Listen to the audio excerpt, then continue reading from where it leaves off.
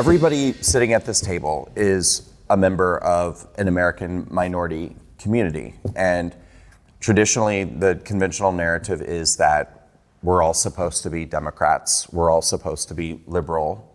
We're certainly not supposed to stray from that mentality or that ideology. And yet, I think we'd all agree that, this is something that's divided us as Americans so much, and I think that this has controlled our communities. It's not to the betterment of any of our communities to exist in this sort of mindset. So how can we break free from this ideology that sort of has a grip on our various minority communities? For me personally, a lot of it was history. And I was in school, Mr. Keegan, 6th grade, taught me history. I really got into it. I learned a lot, but when I got older, Dinesh D'Souza, a lot of his movies kind of told me about the history about the Republican Party and the history of conservatism. And when I learned that, I was shocked because being a history buff and not knowing that part of history, it really changed me a lot, my way of thinking. Yeah, but Chris, the indoctrination is deep with the Black community. It's deep, right? Yeah, I agree, very much so. I mean, can we wake people up? I think so. There's a lot of people in the closet in a way, and I talked to conservatives who are in the LGBTQ, and they told me that it was more difficult for them to come out as a conservative than it was to come out as gay. So I said that, wow, that says a lot. So, yeah. And I noticed when I LGBTQ, but when I came out as a conservative, I got a lot of backlash, and and I was okay with that. Because right. I was ready. Because like I said, I was educated, so I was able to combat it. But when I did that, I noticed people that were kind of watching from a distance eventually came out themselves and said, Chris, because of what you standing up, gave me the courage to come out and say what I had to say. Because I've been a lifelong conservative. I just wasn't courageous enough to come out and speak at the very beginning. Right. So I think the more people speak, the more people will come out and show their true conservative values. Yeah, that's what a lot of people in the minority community have. We've got the L and the G and the B and the T at this table and more, and we have Helen. So, let's talk about that for a minute. For those of us in the LGBT community, what are we going to do about our people? I think the more we speak out, the better it is. I really think it's that simple. And there aren't that many people speaking out. There are way more than there were 5 months ago. There are way more now than there were 5 years ago. And I think it's because of people like myself, Melissa, Marcus, Blair, you, Mikey, everyone at this table, yeah. Mark, Mars, Buck, Angel, people that are, even if they're not on the right, because I don't think I consider myself conservative, because I'm more moderate and, I'm libertarian maybe, but definitely have conservative views. But it's really come down to a point where it's us versus them in a sense that it's everybody else that's not on the far left. Do you feel bullied? I was, but 100%. I lost my whole friend group. I had 2 friends going into the coming out process, as you said, coming out as a non-leftist, and they were Tim Pool and Sydney Watson. They helped me write the video that went viral. It's a shame that was the video out of 10 years of work. That was the one that goes viral. But at the same time, I'm glad that it did because it woke a lot of people up. And I have friends now, like my friend Gothix, my friend Vanessa, who's a Black woman in Rhode Island. Love she her. Speaks out, love her. And a lot of other people came out of that video. People like Marcus. It's fantastic. So I'm glad that I'm glad that I'm brave enough and that I was raised to speak out. Not a lot of people have that. Helen, you're a member of the Chinese community. You've even run for office, and you've seen even within these ethnic demographics, it's the same thing. Do you feel like it's kind of the same for all of us, whether you're Black or whether you're LGBT or whether you're Chinese? Is there sort of this indoctrination in our communities that are telling us this is how you have to feel, this is how you have to vote, this is how you have to think? I think the Democrat did a very good job in coupling the Democratic Party with a very clear message that the Democrat Party is for poor people or middle class, working class people. And the Republican are for rich people. So that message has always been there whenever someone is considering which party affiliation they want to join. They always say, well, you are not a rich person, you should join the Democrat Party. So I think that is the biggest reason that many people become Democrats unless they feel like they're rich people, then maybe they become Republican. But that's the guiding message that I find very powerful in terms of recruiting. Right. And I was recruited under that message because I got my first job after I came here to America. I was an international student from China. I am a first generation of immigrants. So I came here to graduate school. So I studied my graduate school. I got my first job as an electrical engineer. And yes, and then I applied for a green card. I want to be an American. I love America. And then my mentor told me, he said, well, I asked actually, what's the difference between Republicans and Democrats? He said, well, the Democrat is for people like us, and the Republicans are for rich people. And then I said, well, if you said so, right? He's my mentor. If that's the case, though, then why is half of the country voting Republican? Is half of the country wealthy? No. Well, and it's funny you say that because I was raised to think the same thing. I don't even think my parents told me that. Somehow it just... Mine did. My parents did not. My parents voted Republican, didn't tell me. But they let me vote however I want. They did not indoctrinate me. Whatever. But I learned that along the way, even though that wasn't the truth. Yeah, so, and I think even today, among the Chinese American communities, the message was that if you don't vote Democrat, you're going to lose your benefit. So that major lie is very threatening. You can imagine you lose your all the benefits that you need. But you must know people who have fled the Chinese Communist Party. Yes. What do they say about what's happening in our country right now? I mean, do they not see the parallels? They do not see the parallels because the Democrat is very good at messaging. I give you an example. Right now, you were just talking about the transgender attacking the minors, right? Attacking our children. So that is a major thing in my mind because I'm a mother. I have a beautiful boy. I have a son. So I care about that very much. And when that transgender movement attacking children, they called it Children's Health and Care Bill. So if I ask you, do you support children's health and care? You say, yeah, of course. Who doesn't? Who in the world doesn't support children's health and care? Messaging. So the message becomes, you have to support and affirm children's transgender ideas or thoughts, or just if they want to be a unicorn, you have to affirm it. If you don't affirm it, you are danger to your child. That is so horrific, if you can imagine that. If my son doesn't want to do homework, I have no way to discipline because I cannot affirm that I hurt his emotions when I ask him to do homework. Right. So it's the same thing when they talk about themselves. They are children. You know, I was looking at 5-year-old receiving transgender like talking points. That is horrific because that child, several years ago, 2-3 years ago, they were still in diapers. And now we are putting them on the chopping board. Every parent should find that very offensive. So I think this is the national crisis, that parents should be alert. And it does not matter what party line, actually. Yeah, I know we talk about WalkAway, but I know a lot of wonderful Democrats myself, and they are centrists like you know, and Republicans centrist. We want a good country. We want everybody to be wealthy. We want everybody to have their creative, God-endowed talent to be manifested.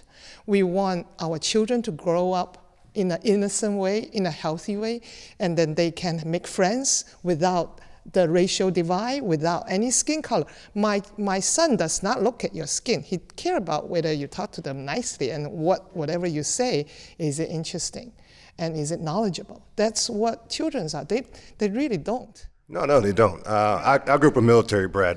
My dad's an Army Major veteran, just passed away in March. May he rest in peace. And I grew up in a military base in Germany for 5 years as a little boy. I saw the Berlin Wall fall as a kid. And growing up in a base, when I moved to the States in '91, I didn't come thinking, oh, you're black, you're Hispanic, you're part of this neighborhood, you gotta be in that neighborhood. I saw content of character. And then you learn about Martin Luther King and these great men in history who taught these lessons. And when I learned that, it just kind of put more icing on the cake. Like I was already kind of thinking that already. And then when I learned about these men, I just knew to carry on. And the left is good at what you mentioned. I call it labeling. Like I saw they do it with Black Lives Matter. When the whole Black Lives Matter movement started, they were saying, oh, they were marching the streets, acting a fool, rioting, looting, burning buildings down, saying, oh, it's Black Lives Matter. I'm like, and I would say, what does this got to do with Black lives?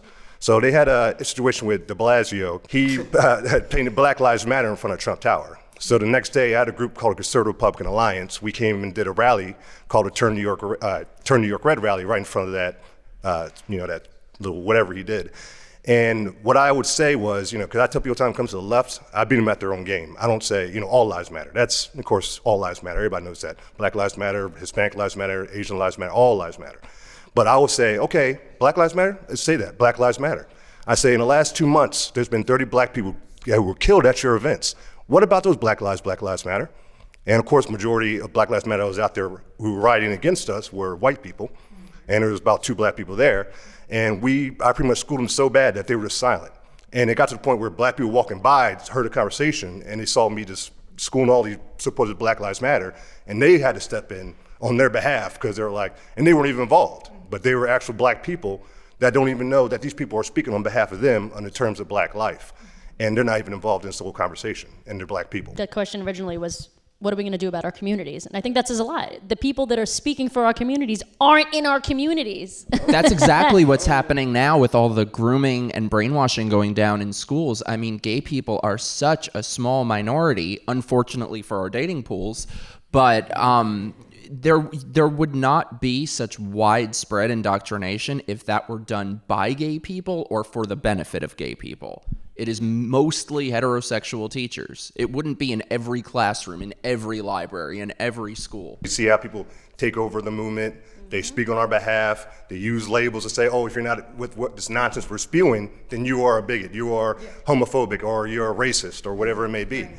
I feel like they've been doing it since the beginning of time, the Democrat Party, where they're picking out minorities or people that seem marginalized, and they're saying to them, like Chinese people or black people, you belong with us because white people don't like you, or you belong with us because straight white people hate you because you're gay. And then the Republican Party has become very much accepting of gay people, of all minorities. So now they have to figure out, oh my God, what are we going to do? We have to create another group. Okay, transgender. And there's very few transgender people out there. You're transgender, but you're a big minority. You're a minority. Correct me if I'm wrong. And they're just telling the country that people hate transgender people. Like, you have to join our movement. I'm Asian. I'm half Chinese, and I remember the whole Stop Asian Hate thing. And I was very suspicious of it. I was like, oh my God, they're just trying to turn more Asian people Democrat. It's so obvious. Asian people demonize white people, right? And they're blaming white people, right? But although they see you as white adjacent, right? So according to the education system, right? So they're saying that Asian people join us because white people hate you. And I just found it to be so manipulative and so really disturbing. I don't like to be used as a minority for an agenda. Exactly. Yes. Exactly.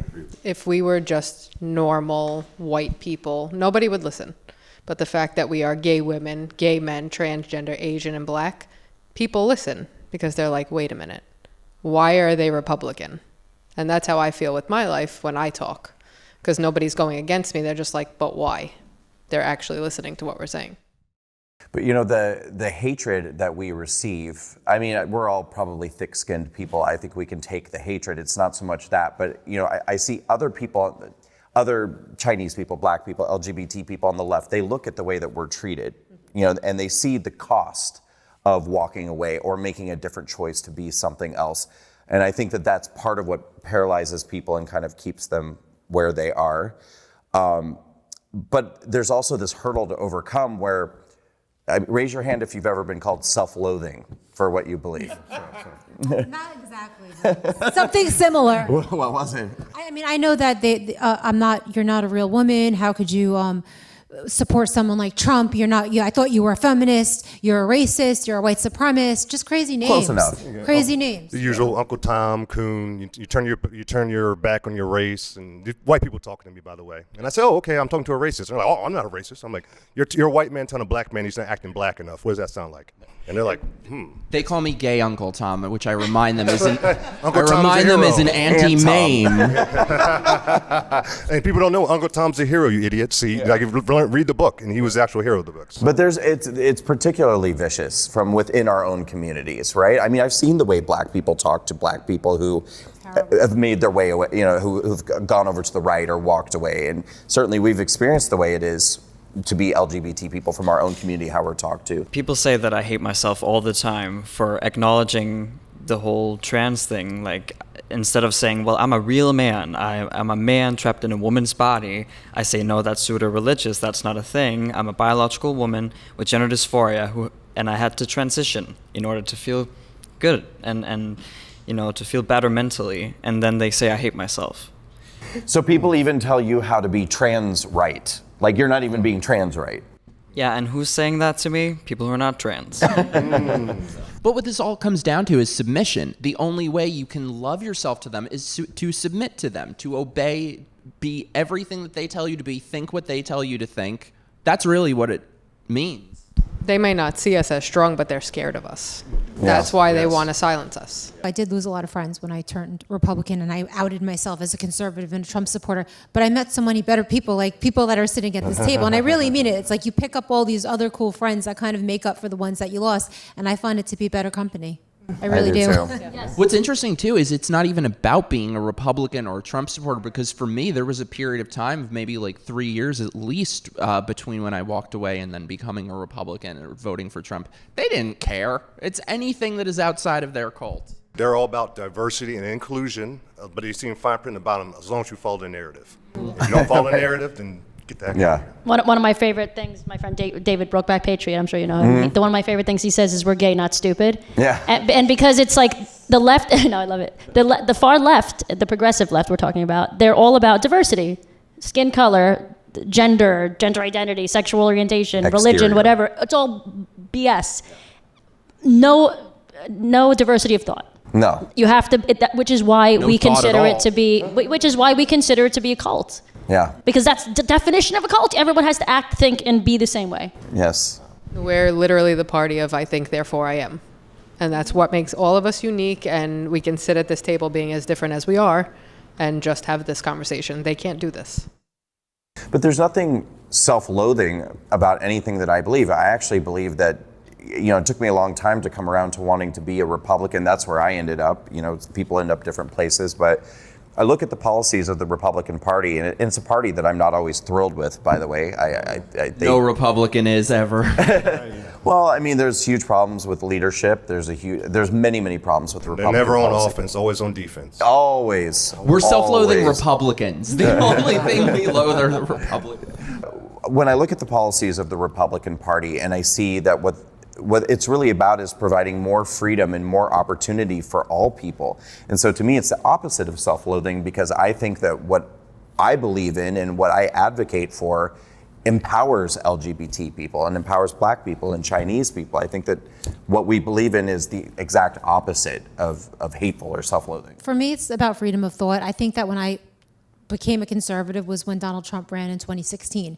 And I was the person I was a volunteer for Hillary Clinton's campaign. So I can't believe that's something that I feel like I'm at like, One thing to another, right? I'm at like an Alcoholics Anonymous meeting, admitting that I actually volunteered for Hillary Clinton's I voted campaign. for her, and I regret it. I did too. Yeah, I was a think we- feminist at the time, Yeah, and all I of us still have am a come- feminist. We've come a long way, Right, and Which I is thought why I'm happy we're all here talking to each other, so Right. people that are watching this can see this video and be like, "Damn, I'm where she was 5 years ago." Right, and I really believe that there should be a female president. And then when I saw Trump was debating on the stage, and he said that there were no weapons of mass destruction in Iraq. And I remember that I couldn't believe that he went so far from the Republican Party. I was like, wow, he was actually allowed to say that. That was something that was so huge to me, that he actually was able to have his own mind. And from there, I started watching him, and I'm like, wow, this is a person who actually thinks for himself.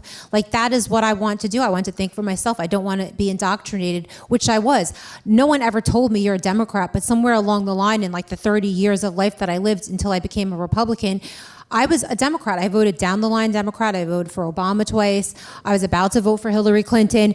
I'll always remember when I was a kid, I went to visit my aunt who lived out in Long Island, and she had a Republican lawn sign, and I was like, oh my God, Aunt Patty's a white supremacist. I couldn't believe it. I was like in shock. And then where did that thought come from? That was indoctrinated somewhere in school in my mind. And then I realized later that the Democrat Party is the party of the race baiting. That is what I hate the most about the Democrat Party. What I'll never forgive them for is the way that they have divided this country racially. I will never forgive them for that. Yes. Well, they've always divided. Back in the day, it was physically, now it's mentally. And you see, a lot of times they had us on a plantation physically, now it's more mental now. Like, I see black people trapped mentally. And like I said, thank God I was raised in a way where when I turned 18, when I was registered to vote, my mom, she made it so important. Like, you got to register. AOL was still out or whatever, so I'm showing my age a little bit. So, and I was like, okay, I thought she was really, adamant about it. I'm like, what's the big deal? Like, okay, people, your ancestors died for you to have this right. And I said, okay, well, who are you voting for? And she's like, it doesn't matter who I vote for. All you remember is you vote for the better candidate. I said, okay. And as time went by, I saw my parents were Democrats. But what I noticed when my time came where I started thinking more about conservatism, which came from debating Republicans, because I was a Democrat. I campaigned for Obama in 08, all that good stuff. And I would get in debates always with people on the right, because I always enjoyed debating. And there was a couple of times where I debated people, and they would say to me, you're a conservative, right? Right, during the debate. I'm like, what are you talking about, man? Like, no, I'm Obama all day. Yes, we can. Like, what are you talking about? How dare you? And he was like, no, seriously, man. He's like, let me ask you a few questions. One guy I was speaking to, he said, do you believe in lower taxes? I'm like, of course. He's like, do you believe in a smaller government, not being so intrusive on your personal life, your business? I'm like, yeah, of course. He's like, do you want a strong military? I'm like, yeah. Do you believe in traditional family values, Christian values? I'm like, of course. He's like, all that's conservatism. And I was like, really? And he's like, seriously? And I was like, and even then I was like, okay, I hear what you're saying, but I'm still gonna live my life. But I'd never forget those conversations. In 2016, that was my first time officially voting for a Republican. I call it the hill. Like, when I got to the hill or the hump, when I got to that point, it wasn't so hard for me to go over that hill to vote for Trump. But I see that so many black people are like so mentally trapped, it seems like, that they can't get over that hill. No. And like, I call it, red pilling is real serious, real thing. Like, you got to red pill people, and it's a process. And I've learned through time that certain people is a certain kind of process. You got to be gentle with some people. It's like you got to take it day by day, take it slow, and you can eventually get them to change their way of thinking. But it's the media. It's the media. Is always the media. So powerful. And I told before Trump even came along, I said I was about to give up when Trump came along. Before he came along, because I said, you know what? There was 3 candidates I was going to vote for. It was Ron Paul first, then Herman Cain, and then Dr. Ben Carson.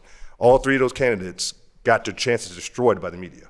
So by the time the third one came along, Dr. Ben Carson, when the media came and messed up his chances, lying about West Point, and he lied about West Point. There's no documentation. He got accepted. He never said he got accepted. He just said he talked to the administration and turned down the opportunity. So there's no paperwork. But the media switched it and destroyed his chances, and he was a leading candidate at that time. And then after that, I was like, man, I'm giving up. We don't choose presidents, the media does. And then Trump, I saw him do an interview, and I forgot the interview was with the lady from ABC, where he just schooled her so bad that she couldn't even respond. Yeah. And he was like, honey, get it out, come on. And I was like, I started laughing, and I was like, I never had a problem with Trump, I just didn't take him seriously at first. So I said, okay, Trump, let me see your policies. When I saw his policy, what he was running on, a lot of the stuff he was running on, and I agreed with. And then when I researched him, I saw back in the 80s, the stuff he was talking about back then, he was saying, he's speaking now. And he even said in an Oprah interview, and she joked that it was a good interview, and she said, are you going to run for president? He's like, the paycheck's not good enough. But he did say, if things ever got bad enough in this country, I'll run. And I was like, wow, he's even sticking to his word on that, because in 2016, we were in bad shape, and he even stuck. So I said, all right, after that, I said, Trump, I'll give you a chance. I came from New York, Manhattan. So in my district, there is public housing where a lot of black people and Hispanic are living there, and some Chinese too. So that is where we consider poor people, like because they're low income people, and also double minority, also with more black people there, living there. So I go there, and well, they told me not even Republicans go there, the Democrats doesn't go there either. Wow. Yet, year after year, they voted for Democrat. Their ceiling was not fixed in the lobby. There was a hole in the bedroom and not fixed. One guy told me his door was not fixed. Yet they vote Democrat again and again. Mm-hmm. So when I go there, I told them, I say, I will promise you that I will fix it. And it's not that hard, because I have a way to ask the city council to designate the funding to be for your interior improvement.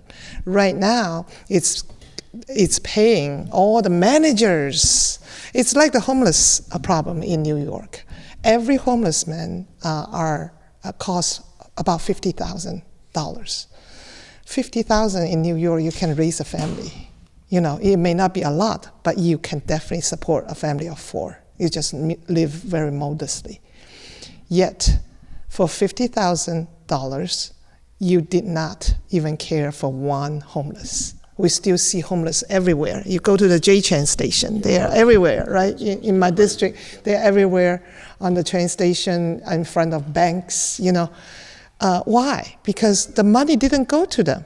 The money go to the lobbyists. The money go to the managers of these programs. And that is hurting our city. And also, I think every Democrat need to understand, why did they vote for the officials, yet there's no actual benefit of doing so. So we talk about they will lose their benefit. Actually, there's no benefit. Mm-hmm. Your door will not be fixed. Your ceiling will not be repainted. And vote for a Republican, see what will happen. If we go to a restaurant and then you get a diarrhea, you don't go back. And imagine you go there for decades. And there is one shop right next door. That's a lot of self-loathing. That's a lot of diarrhea. One shop right next door, and you refuse to go in. Yeah. You know, But why not? I feel like it would be kind of like if the shop next door turned their lights off and put the blinds down, and that's kind of what the Republican Party has done. There really is a deficit of leadership, I think, that they haven't shown up to so many places for so long. So we're kind of having to catch up from 30 years behind. Yeah, so I think people like me, I would never run for office, right? I'm a Christian pastor. I have been a Christian pastor for over 10, 15 years. So it's not my particular interest to run for office. I preach the Bible. I talk to the children, you know. I help families. I do work in private. I don't like to do work in public, you know, because I'm not going to advertise, you know, how I'm going to help this family. The things are getting bad enough that I'm calling, use this opportunity to call every Christians that it's time for you to join the army of public offices. If we don't do that, it's going to hurt our city and our country and our state. So this is an urgent call for every good people. If you think you have common sense, actually I'm the founder of Common Sense Party in New York. So every good people who have common sense, it's time. Nobody can be complacent. Nobody. Nobody. You have to join, either you run for office yourself, or you actively participate in volunteering, in donation, in support, like making videos like what Brandon is currently doing, participating in this roundtable. But you have to do something. If you don't do anything, then you are losing your country. Well, I feel like right now, like the Democrats, it's like they've set the table and now they're coming in. You know, after everything that happened with COVID, after everything with January 6th, and you know what happened with January 6th with the political prisoners, and what they're doing now, you know, trying to take the minds of the children away from the parents. I feel like they're really coming in for the kill now, and I think now is the time, if ever, that more than ever before, for people to start getting involved. And for me, I've noticed such a flip-flop in the parties, and I don't know because I wasn't paying attention that much when I was younger, but the Republican Party has become the party, I think, of the middle class or the poor people, and the the elitists are in the Democrat Party, and the Democrat Party are now the warmongering party and the party of censorship, and they're the party of, Fascism. anti-Constitution. And anything that there is in the Constitution is what the Democrat Party is fighting, which is so bizarre to me that anybody would ever vote for a Democrat knowing this. They're authoritarian. They're absolutely pro-censorship. They're borderline fascist, 100%. But I got to tell you guys, over the past couple years with everything that happened with the lockups and the mandates, I found myself more frustrated with the right for allowing it. I mean, we really are in an abusive relationship with the left. I feel like I've basically just preached the gospel of no. Just say no to these people. I don't understand why that is so difficult for the average person. I feel like with the lockups and everything, it would have been done in a weekend if every person who was against it would have said no, gone on strike, not showed up to work. You wouldn't have been able to make the trains move, the roads go, the farms work. Well, it's a psychological takeover, and that's what they've done. It's like they put guilt in your mind. They make you question yourself. They make you fear of cancellation, the social pressure. They're just literally And the we left. teach them by how we become react. experts. Yeah, a lot of people lost jobs. I know a friend, he lost his business. We need to make an effort in actually do something about it. So I think right now, before anything gets even worse and more divided, the most peaceful way right now available to every American is to run for office. And that is the most peaceful way of making things right. Yes. So I hope we see that as the most possible way. Everyone was way too complacent with the vaccine mandates. And, I went to rallies in New York City. I think that's where I met you, actually. I remember you from there. Yes. There's 8 million people in New York. There was How many showed up? 100 who showed up, but everyone wants to complain on the internet. Right. I think one person at every rally, I've always said, represents but I haven't decided if the number is 1,000 or 10,000 people in the way that they think. But unfortunately, those people don't actually leave their house and go to the rally and show up. Yeah, that's why I keep telling people, I use terms that we heard a million times, all of us, I don't care how old you are, in school. United we stand, we the people. And we heard it in school, and we kind of rolled our eyes, yeah, okay, all right, united. But I'm using these terms again, over and over again at events, because I'm like, our forefathers used these terms for a reason. It wasn't just to say and roll your eyes. It was for us to unite as Americans and use our rights to fight the system. And one way to fight is a great point, is running for office. With the Conservative Republican Alliance here in New York, we always talk about running for local state committeemen, be district leaders, run for local office, be a poll watcher, be a poll worker, a canvasser, a phone banker. There's a million things you can do. And there's no excuse anymore. People saying, well, Chris, I'm just too busy. You're going to be too busy till you don't have a job because the American dollar's gone. So who cares if you're making $200K? It's worth nothing.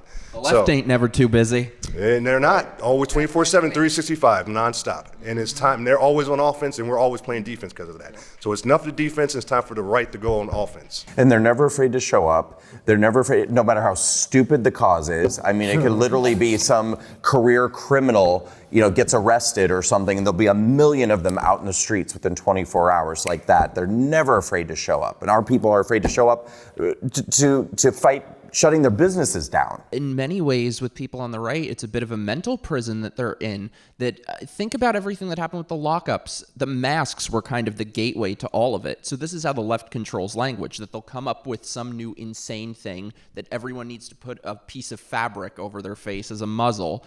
And then they change language and say, oh, are you an anti-masker?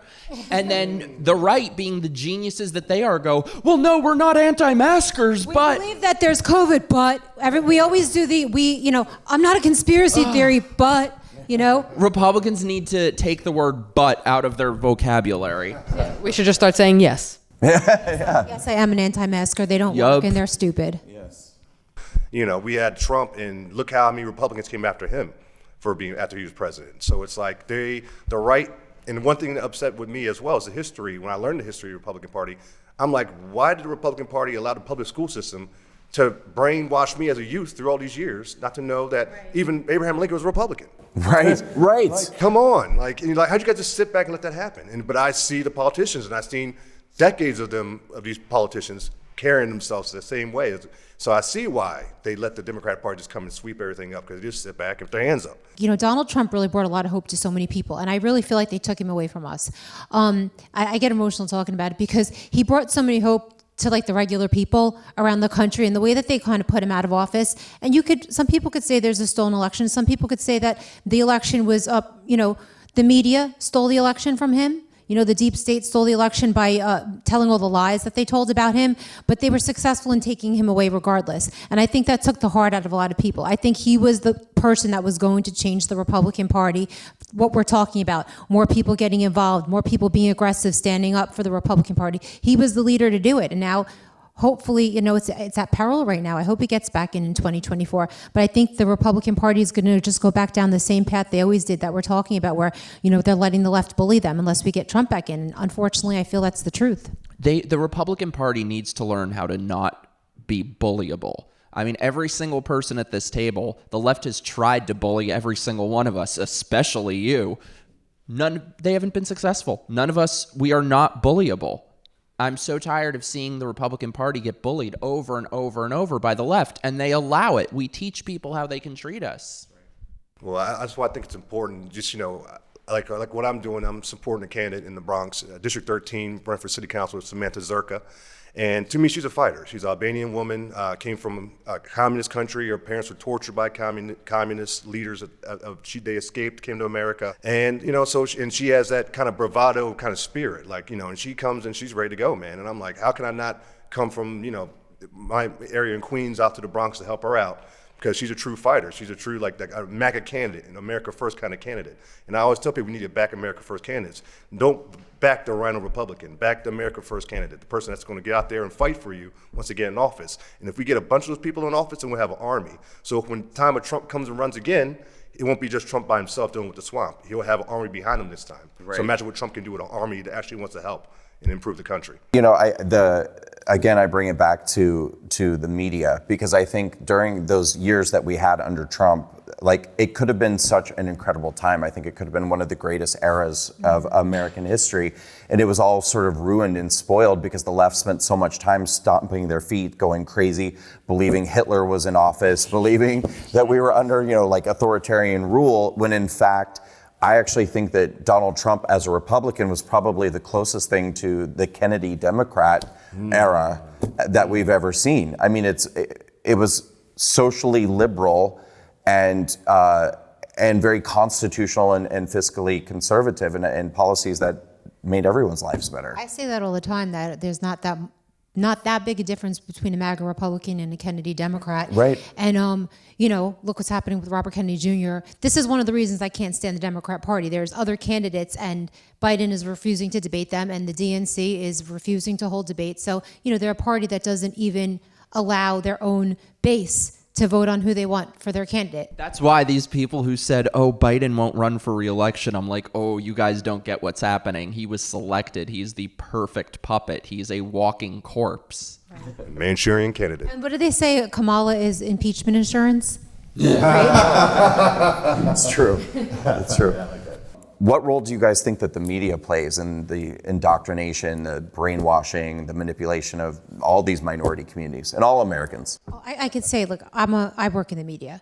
And the media, I became a journalist and went to school for journalism because they taught us that the media is supposed to check and balance the government, not be the fourth arm of the government, which the media has become. Mm-hmm. They are more powerful in some ways than the government. So it repulses me and it sickens me. And like I said, I work in the media because I decided I'm going to join to change that as much as I can and to be as fair as I can. But 99% of people do not think the way that I do.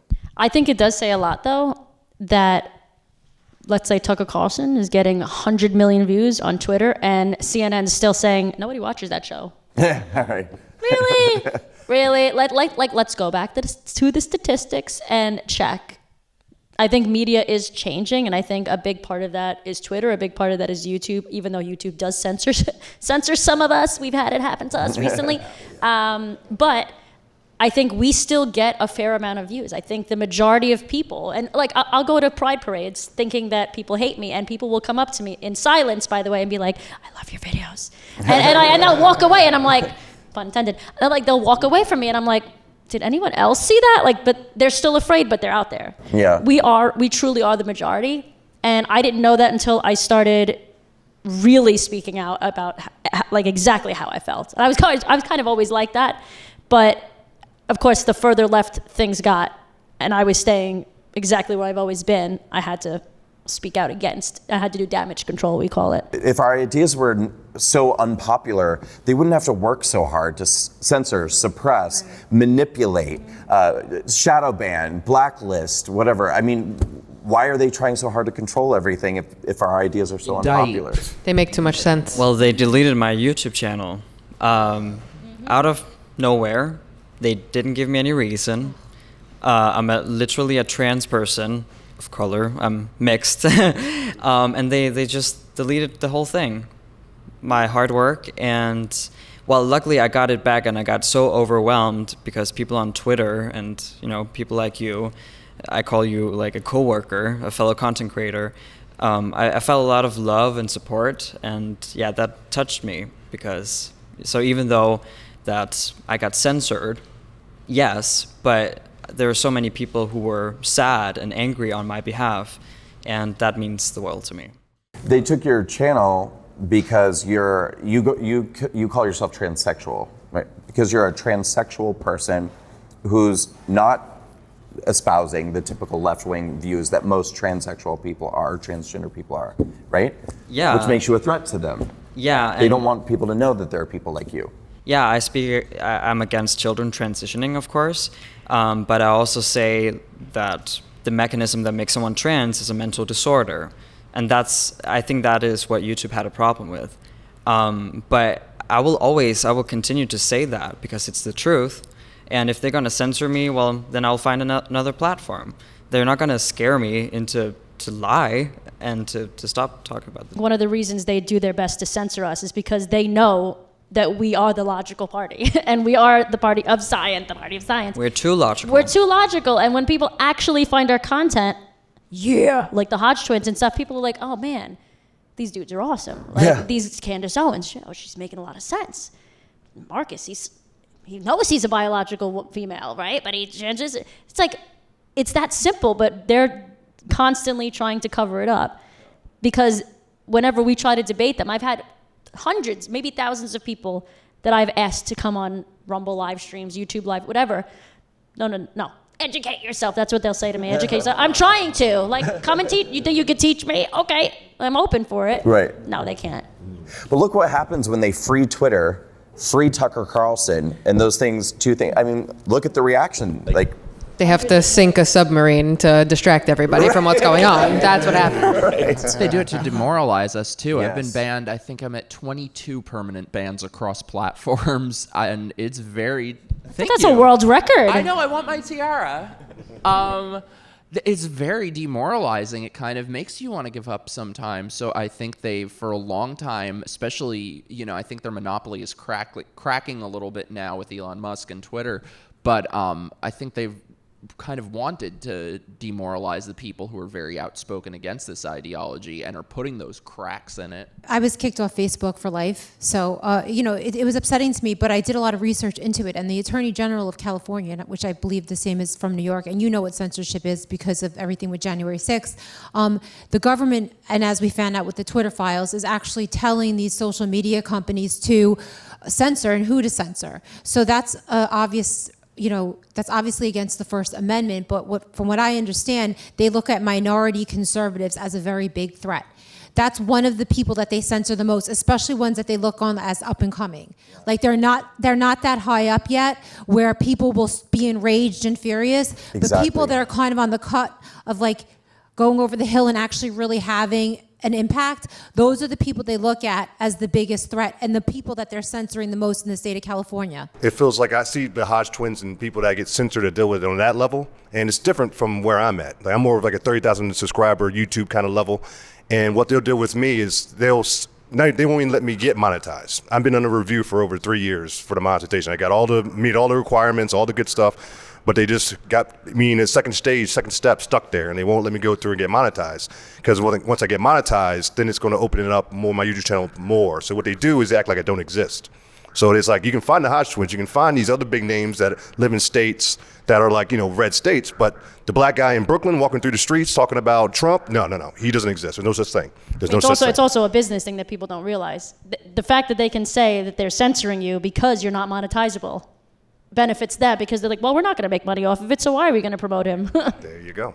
So it's like a different level they attack you, different way. Yeah, I had been telling people for years that that's what they were doing, that was sort of their new strategy on these different social media platforms. And now we know with the Twitter files that they were targeting accounts that had under 10,000 followers to sort of prevent people from becoming the next Ariel or the next Brandon. Right, they knew so many people were waking up, and they were absolutely, terrified. With my original WalkAway video that went so viral and started WalkAway, I question if that could ever happen again to anybody. If I hadn't made that video, but someone made that video today, or if I made that video today, would a video like that ever be able to go viral like that again? I think they would shut it down right out of the gate. I'm probably one of the last people who was able to elevate myself that way through the means of social media. How about a gay person that says we want to walk away from the agenda, the trans agenda with the children? That person, I don't think, would be as successful as you were. Now that censorship has become so acceptable in our society, where just 5 years ago it was almost like nobody could believe something like that would happen. Right. Censorship. You remember how powerful our message was at that time? Like, we'll put a video out, 300,000 views was like, it was like nothing. It was like, because people were so in tune to what we were saying. Right. And we were so, like I said, alternative news. We weren't the mainstream media. So, in the fact that also being in New York, it caught a lot of people in the country's attention, and they saw that, and they changed the whole algorithm game to censor us. And like you said, I don't think they'll ever allow that again, because they saw the power and how quickly it grew from what we did. The left creates these lies and manipulations, and then they use the lies and manipulations that they create to try to make a point. So it's like they know that they're actively suppressing your content. Like any of us here as a creator knows, you make a video, you make something, you're like, this is exactly, my audience is gonna love this. Like, this should get 100,000 views. This should get, like, no question. You put it out and it gets 3,000 views, and then it dies. And you're like, okay, like, but then the left uses that to say, see, no one cares about what you say. See, you're irrelevant. See, and it's like, you created the systems to suppress the content that made it look irrelevant. I'll never forget, like about 10 years ago, I read in China how they actually delete people and erase them from the internet. It's a way that, if somebody breaks one of the social laws, they'll literally delete them from the internet. And I remember thinking to myself, that is the scariest thing I've ever heard. I was fascinated with it. I was showing people, this is what they do in China.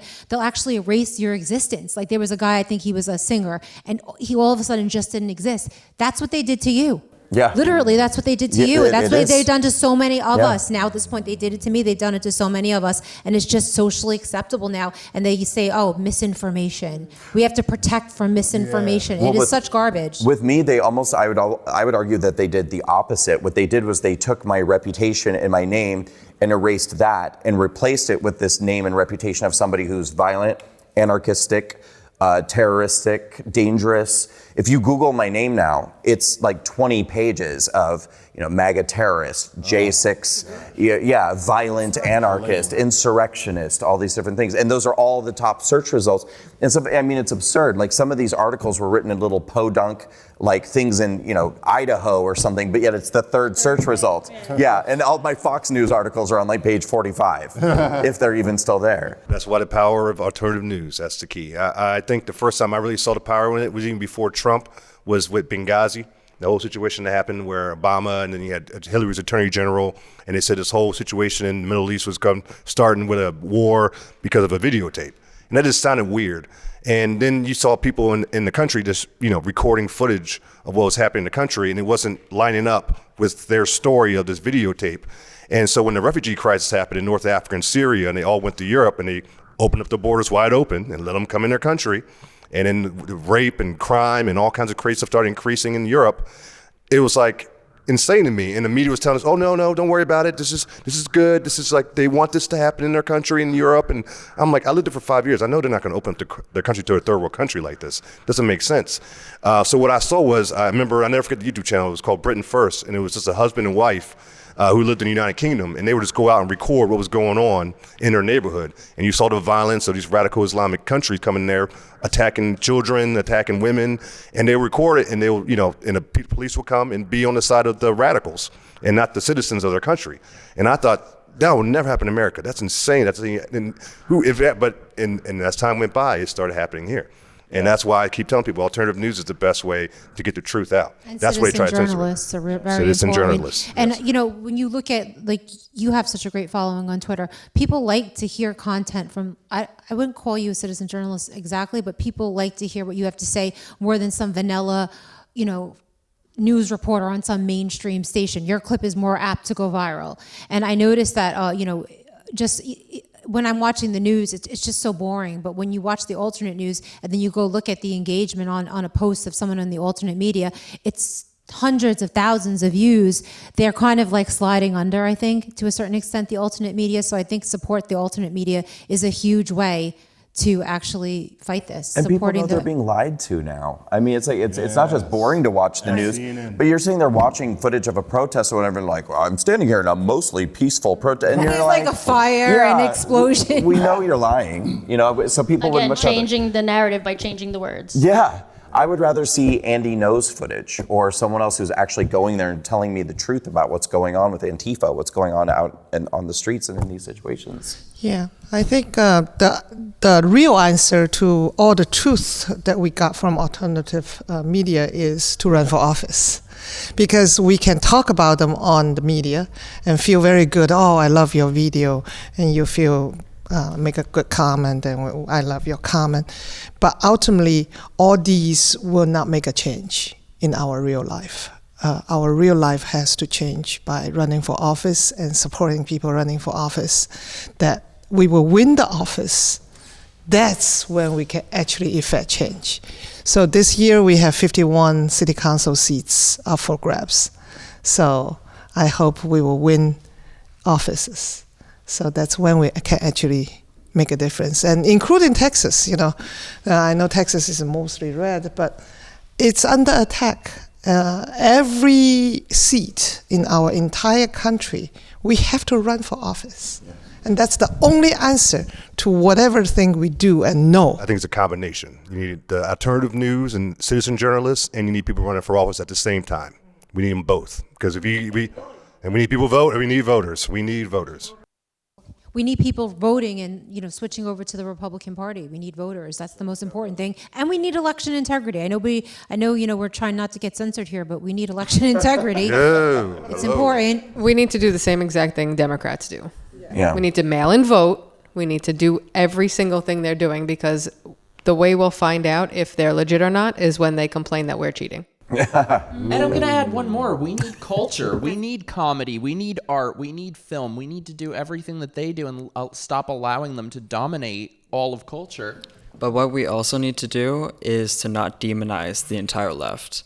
And I don't know if I'm not going to be popular saying this, but I just think it's really important to remember that it's not all leftists who believe in wokeness, which can mean many things. I used to be one of them. Yeah. I thought I was on the left. I have many. If the right wasn't coming, if the right wasn't there with opening arms, I don't think I would have realized how conservative my views were. I would have just always felt, in the middle of the ocean. What you're saying makes sense, and I think, Brandon, what you need is a brand ambassador that's a senior citizen, because a lot of these elderly Democrats think it's still the Democrat Party of the Kennedys, and they don't realize that the progressives is taking over. They genuinely just don't realize it. Like my aunt, my grandmothers, they have no idea. So they need somebody like you, but Am I the senior citizen? you need to get, no, you're not a senior. You need to get someone like a replication of you as a senior to go out to these communities and get these elderly people to walk away from the Democrat Party. It needs to be the senior walk away, because there's so many old Democrats that don't realize that their party has completely been hijacked and changed. I think sometimes I take a step back and I think, wow, if I'm a Democrat listening to what Republicans are saying about Democrats, geez. Sometimes I've heard people say that the Democrats are the Democrat Party is the party for pedos. And I think that's extremely inappropriate to say, because you're generalizing really much. And I think it's not gonna change anything. I think it's going to make it worse You're if right. we demonize half of the country. No, you're right. But I have to tell you, it's really hard after years and years and years of being called Nazis and white supremacists and racists. And like now we kind of have this thing to throw back in their But faces. we shouldn't do the same thing as them, I right? know, I'm just saying it's hard. That's all. I'm Human saying. beings. No, you're right, Marcus, but that's something I struggle with, that even if they don't personally believe it, they have no problem. Like, these people segregated me for not taking an injection of experimental poison. They went along with every step of this. They won't say a word against giving double mastectomies to 12-year-olds. They won't say a word against any of it. They will vote for whatever decrepit corpse is put in front of them. So you're right, but...